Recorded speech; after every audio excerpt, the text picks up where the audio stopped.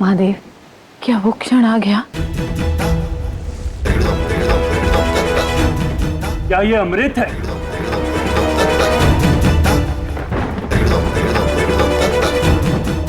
अमृत आ गया! अमृत आ गया! अमृत आ गया!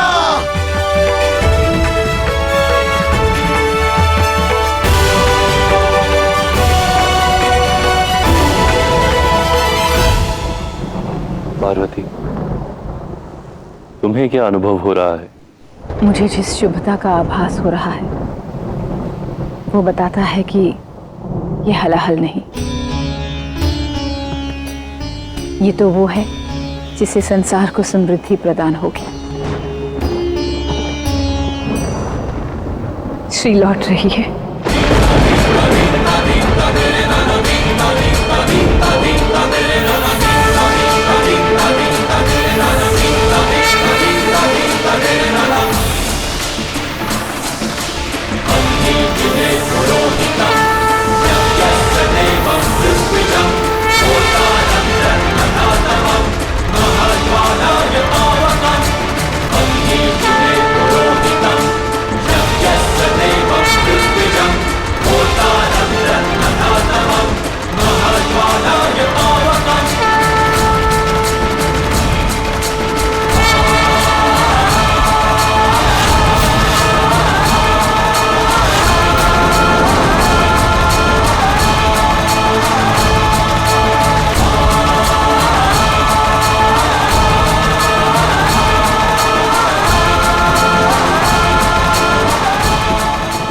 देवी लक्ष्मी लौट आई हैं। धन्य हुए हम। अब हमारे श्राप का निवारण होगा और हमें पुनः श्री का लाभ होगा। श्री पर हमारा अधिकार होगा! श्री पर हमारा अधिकार होगा! नहीं, देवी लक्ष्मी सदा ही देवों का अभिन्न अंग रही हैं। उन पर केवल हमारा अधिकार है। श्री पर हमारा अधिकार होगा! श्री पर हमारा अधिकार होगा! मौन रहिए। क्या किसी ने ये जानने का या ये देखने का प्रयास किया कि श्री तो स्वयं श्रीहीन है? न कोई आभूषण, न तेज,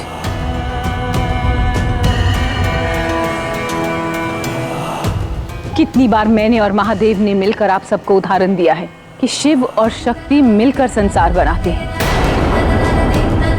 उसी प्रकार लक्ष्मी और नारायण भी भिन्न नहीं है। एक के बिना दूसरे की शक्ति और अस्तित्व निरर्थक है। जिन नारायण ने आप सबके उद्धार के लिए मंदार को अपनी पीठ पर वहन किया, वही देवी श्री को पाने के पात्र हैं।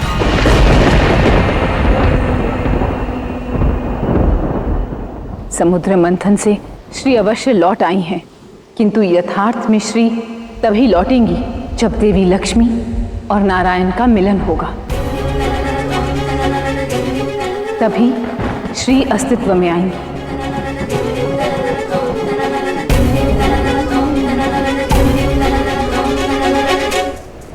अपने नेत्र खोलिए देवी लक्ष्मी।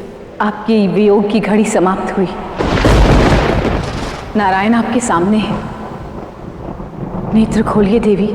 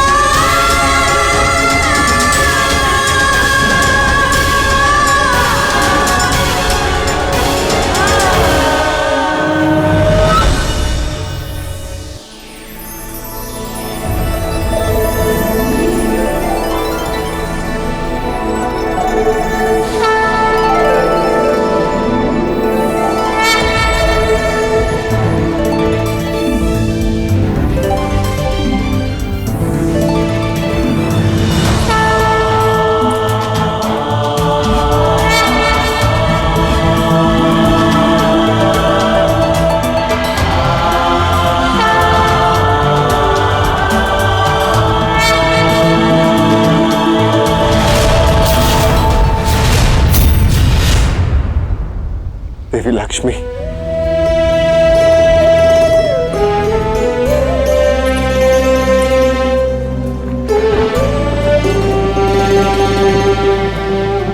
अपनी अर्धांगिनी के बिना मैं अधूरा था, पर आज जाके पूर्ण हुआ। मैं भी नारायण।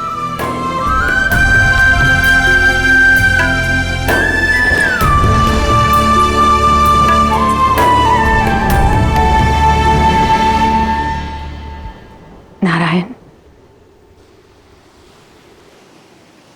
श्री अब लौट आई है। देवों की शक्ति और तेज भी लौट आया है। असुरों को भी इस मंथन से बहुत कुछ प्राप्त हुआ है। अब इससे पूर्व की हलाहल उत्पन्न हो, मेरे विचार से हमें मंथन रोक देना चाहिए।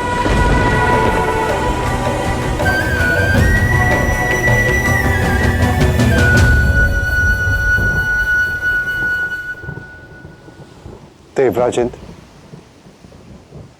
इस मंथन को आरंभ करने का प्रयोजन श्री को अर्जित करना और ऋषि दुर्वासा के श्राप से मुक्ति पाना था, और अब हम सबको श्री प्राप्त हो चुकी है।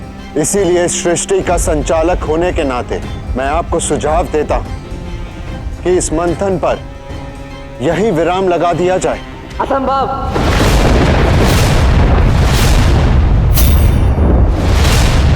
छल हो रहा है हम असुरों के साथ। ये मंथन अब नहीं रुकेगा।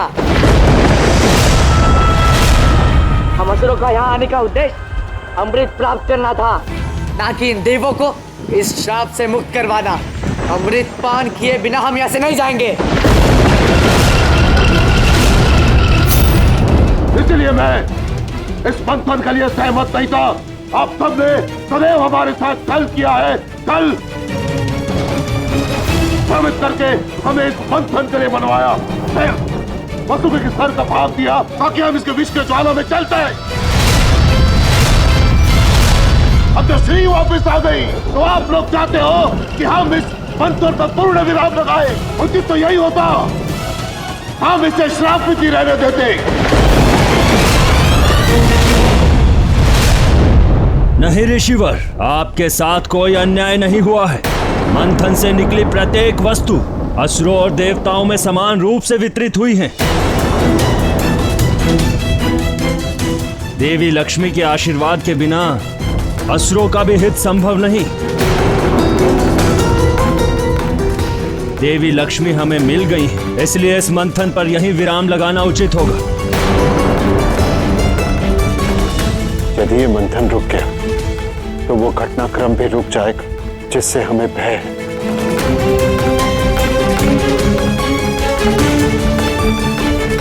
नहीं नारायण, हलाहल से पूर्व ऐसे विष का निकास हुआ है जिसे संसार लोभ कहता है।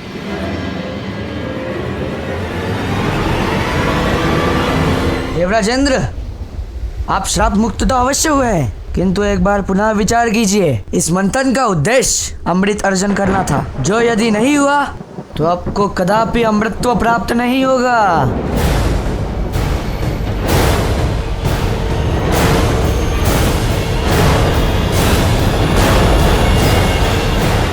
उचित है अंधक। अमृत अर्जन के लिए हम देवता भी इस मंथन को पुनः प्रारंभ करेंगे।